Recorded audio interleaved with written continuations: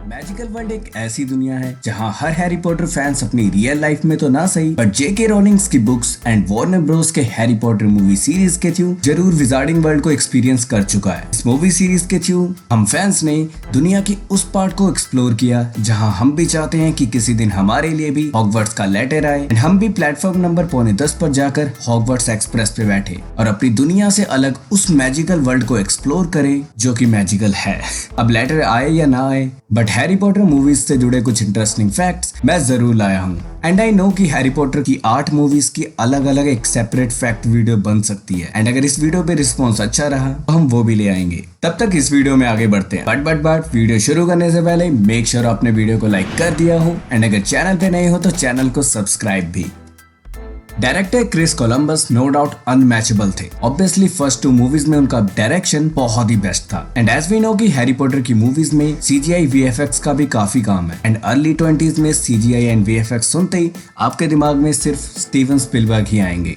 And कमाल की बात तो यह है कि वार्नर ब्रोस भी चाहते थे कि स्टीवन इस प्रोजेक्ट पे काम करे एंड जैसे तैसे वार्नर ब्रोस ने स्टीवन स्पिलबर्ग को मना भी लिया। यहाँ स्पिलबर्ग तैयार तो हो गए इस मूवी को बनाने में बट यहाँ स्टीवन स्पिलबर्ग इस मूवी को एक लाइव एक्शन की बजाय एक एनिमेटेड मूवी बनाना चाहते थे, इसलिए जेके रोलिंग ने एनिमेटेड मूवीज के लिए साफ मना कर दिया क्योंकि वो पर्सनली इस मूवी को लाइव एक्शन में लाना चाहती थी। इसलिए क्रिएटिव डिफरेंसेस होने के कारण legendary Steven Spielberg Harry Potter movie series के साथ नहीं जुड़ पाए एंड वो अपने प्रोजेक्ट एआई में बिजी हो गए, जिसके बाद ये मूवी बहुत से legendary directors like Alan Parker, Terry Gilliam, Brad Silberling और पता नहीं किन किन के पास गई बट आखिरकार वार्नर ब्रोस होम अलोन के डायरेक्टर क्रिस कोलंबस से काफी इंप्रेस हुए, जिसके बाद क्रिस कोलंबस को इस मूवी सीरीज की कमान दे दी गई and he absolutely nailed it.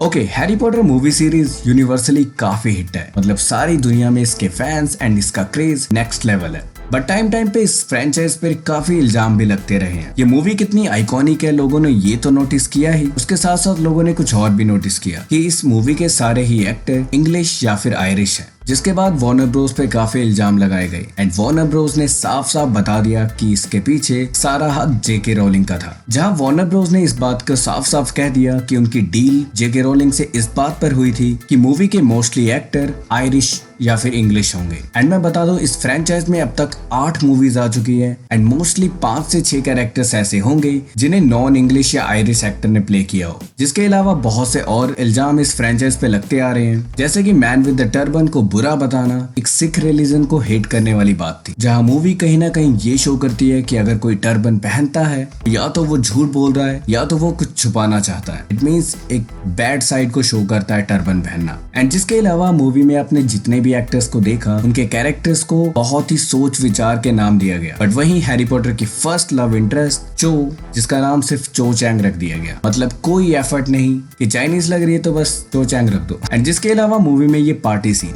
जिसमें पद्मा एंड पार्वती ऐसी ड्रेस पहन के आ रही है, या तो ये अंग्रेज अंधे होते हैं कि उन्हें पता ही नहीं कि इंडिया में कितनी खूबसूरत ड्रेसेस मिलती है। मतलब ये चीज क्लियरली शो कर रही थी कि किसी भी तरीके से कोई भी एमा वॉटसन से अच्छा ना लगे, यानी कि हरमाइनी से अच्छा ना लगे, जिसके लिए मतलब इतना सिंपल, इतना अजीब, इतनी घटिया ड्रेस पहना के इंडियन गर्ल्स को दिखाया गया। एंड ये रेसिज्म की लिस्ट अभी भी खत्म नहीं हुई। इवन कि one of my favourite robin Williams जो कि हैग्रिड का रोल प्ले करना चाहते थे एंड वो इस रोल को फ्री में करने को भी तैयार थे बट फिर भी उन्हें ये रोल नहीं मिला क्योंकि वो एक अमेरिकन थे। जी हाँ, सिर्फ इसलिए उन्हें हैग्रिड का रोल प्ले करने को नहीं मिला। मतलब देख सकते हो रेसिज्म किस लेवल का है।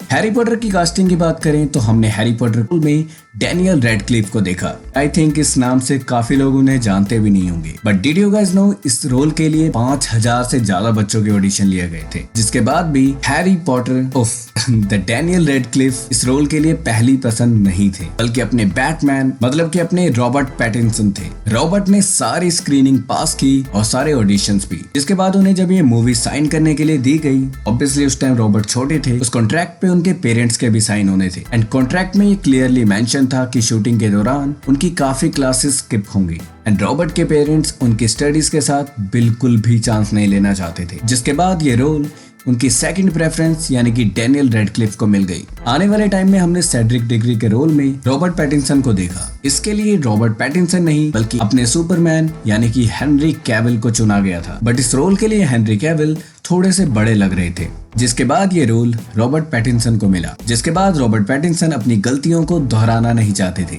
जिसके लिए उन्होंने अपनी यूनिवर्सिटी को स्किप कर दिया। एंड जिसके अलावा फैंटास्टिक बीस्ट के मास्टर यानी कि न्यूट स्कैमेंडर टॉम रिडल के रोल के लिए ऑडिशन देने गए थे, जिसमें डायरेक्टर को उस टाइम तो वो सुटेबल नहीं लगे, बट फैंटास्टिक बीस्ट के टाइम न्यूट के रोल के लिए उन्हें ऑडिशन तक नहीं देना पड़ा। हैरी पॉटर की बात हो और हॉगवर्ट्स की बात ना हो, इट्स नियर टू इम्पॉसिबल। जहाँ कोई भी बच्चा अपना स्कूल जाना चाहे या ना चाहे, बट वो अपने मैजिकल स्कूल यानी कि हॉगवर्ट्स जरूर जाना चाहता है। बट आपको पता है हॉगवर्ट्स है कहाँ पे? चलिए मैं बताता हूँ। जहाँ हॉगवर्ट्स का सारा इंटीरियर यानी कि अंदर के सारे सीन्स के लिए लेफ्टन स्टूडियो को यूज किया गया, बट एक्सटीरियर का सारा काम जितना ही खूबसूरत हॉगवर्ट्स था उतनी ही खूबसूरत बिल्डिंग से लिया गया। यानी कि मूवी का सारा एक्सटीरियर यूके की बहुत सी खूबसूरत बिल्डिंग से इंस्पायर्ड नहीं है, बल्कि वही है। जैसे कि एलनविक कैसल, वहीं कॉरिडोर के सारे सीन्स के लिए ग्लॉस्टर कैथेड्रल का यूज किया गया, क्विडिच के मैच के लिए हैरो स्कूल का ग्राउंड एंड बिल्डिंग्स के लिए काफी कुछ ऑक्सफोर्ड यूनिवर्सिटी का यूज किया गया। मतलब आप अगर इनमें से कहीं भी जा सकते हो तो आप कहीं ना कहीं अपने हॉगवर्ट्स जाने के एक्सपीरियंस को कुछ % तो कंप्लीट कर ही लोगे। ओके, प्रोफेसर स्नेप जो कि हैरी पॉटर फ्रेंचाइज के one of the most important character में से एक है। एंड यहाँ सीन कुछ ऐसा है कि जब मूवी को लाइव एक्शन में लाने का प्लान किया गया, तब तक हैरी पॉटर की सिर्फ 3 बुक्स आई थी and 4th book under development में थी। एंड एज वी नो कि 3rd मूवी तक एलन रिकमैन यानी कि स्नेप का कैरेक्टर काफी ज्यादा नेगेटिव था। मतलब स्नेप की असलियत के बारे में हमें काफी बाद में पता लगता है। And just like other fans, Elon Rickman को भी यही लगता था कि ये कैरेक्टर काफी नेगेटिव है एंड वो उस टाइम कोई नेगेटिव कैरेक्टर नहीं करना चाहते थे। बट जेके रोलिंग बहुत ही हार्डली चाहती थी कि इस रोल को एलन रिकमैन ही प्ले करे, जिसके लिए डायरेक्टर क्रिस कोलंबस ने Elon Rickman and JK rolling की एक मीटिंग सेट करवाई, जहां जेके रोलिंग ने एलन रिकमैन के सामने इस बात को रिवील किया कि उनका कैरेक्टर सिर्फ अभी दिखने में नेगेटिव लग रहा है, आगे चलकर ये काफी इंपॉर्टेंट कैरेक्टर होने वाला है। मतलब पूरी दुनिया में जेके रोलिंग के अलावा अगर किसी को पता था कि स्नेप का कैरेक्टर कैसा होने वाला है, ये सिर्फ स्नेप हिमसेल्फ को पता था। मतलब एलन रिकमैन के लिए जेके रोलिंग का ऑब्सेशन देख सकते हो कि मतलब मेन सीक्रेट ही बंदे को बता दिया। एंड ऑब्वियसली एलन ने भी एक समझदार इंसान की तरह इस सीक्रेट को अपने दिल में दबा के रखा एंड वो इस रोल के लिए मान भी गए एंड वो अपने रोल के थ्रू बहुत ही मेमोरेबल बन गए। मूवी में ऑल्स का यूज करना, मतलब उल्लू सारी चिट्ठियां लेकर जाएंगी और आएंगी, ये प्रोसेस कितना क्रिएटिव लगता है ना, बट ये करने में उतना ही हेडेक था, क्योंकि मूवी में जितने भी ऑल्स को यूज किया गया वो कोई सीजी का कमाल नहीं था, वो एक्चुअल में असली ऑल्स थे जिनको प्रॉपर ट्रेनिंग दी गई थी। मतलब महीनों लग गए उल्लू के पट्टों को उल्लू बनाने में। जिसके अलावा जितने भी हॉगवर्ट्स के लेटर थे वो सारे हैंड रिटन थे, जहां क्रिएटिव टीम ने हाथों से हजारों लेटर्स को लिखा था। एंड बात यहीं खत्म नहीं हुई, यहाँ हैरी पॉटर ने 8 मूवीज को मिलाकर 80 वॉन्ड्स का इस्तेमाल किया और 160 पेयर्स ऑफ ग्लासेस का। एंड रुको बात अभी भी खत्म नहीं हुई। आप डडली के कैरेक्टर को तो जानते ही होंगे, जिसका रोल प्ले किया है हैरी मेलिंग ने। उन्होंने 3rd मूवीज तक अपना वेट इतना ज्यादा लूज कर लिया था कि डडली के कैरेक्टर के लिए रिकास्टिंग करनी पड़ी, बट कोई भी एक्टर वैसा उनको मिला ही नहीं कि जो कि डडली का कैरेक्टर प्ले कर पाए। जिसके बाद हैरी मेलिंग को ये रोल दोबारा मिला, बट उनको अपने सारे सीन्स पैट सूट पहनकर करने पड़े। इस फ्रेंचाइज में मेरी तरह बहुत से लोगों के फेवरेट कैरेक्टर्स प्रोफेसर डंबलडोर होंगे, जिसका पोर्ट्रेयल फर्स्ट 2 मूवीज में रिचर्ड हैरिस ने किया, जिसके बाद ही पास्ड अवे एंड आगे चल के इस रोल को माइकल गैम्बन को ऑफर किया गया। But did you guys know, इस रोल के लिए सबसे पहली पसंद कभी भी रिचर्ड हैरिस नहीं थे। जहां डंबलडोर के रोल के लिए क्रिस्टोफर ली, जिन्हें हमने लॉर्ड ऑफ द रिंग में देखा, अपने ओल्ड जेम्स बॉन्ड यानी कि सीन कॉनरी को ऑफर किया गया, बट सब ने इस रोल को रिजेक्ट कर दिया। जहां सीन कॉनरी मानते थे कि ये character and not just character बल्कि ये मूवी ही बकवास आइडिया है, एंड क्रिस्टोफर ली की डेट ही नहीं मिली। एंड वो कहते हैं ना, जो होता है अच्छे के लिए होता है। अगर ये सब रिजेक्ट नहीं करते या कोई प्रॉब्लम नहीं आती तो डेफिनेटली रिचर्ड हैरिस हमें अपने फेवरेट डंबलडोर के रोल में नहीं मिलते।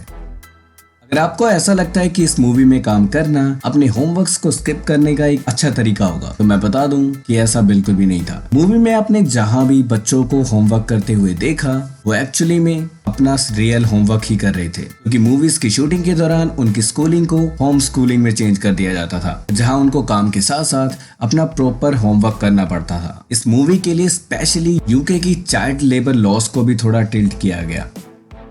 हैरी पॉटर सीरीज कितनी ज्यादा पॉपुलर है ये मुझे बताने की जरूरत नहीं, इवन कि आज भी ये franchise star Wars and Marvels के बाद दुनिया की तीसरी सबसे बड़ी फ्रेंचाइज है। फैंस में इतनी पॉपुलैरिटी है तो ऑब्वियसली इस फ्रेंचाइज ने बहुत सारा पैसा भी कमाया, जिसने 1.2 बिलियन डॉलर्स के बजट पे टोटल 8 बिलियन डॉलर्स के अप्रोक्स कमाई की। एंड मैं बता दूं ये सिर्फ मूवीज की है, जिसके अलावा इनकी टॉयज, इनके थीम पार्क्स, इनकी कॉस्ट्यूम्स, इनके फॉन्ट्स, इनका बहुत सारा इक्विपमेंट, मतलब बहुत सारा पैसा, जिन्हें टोटल 4 डायरेक्टर्स ने डायरेक्ट किया।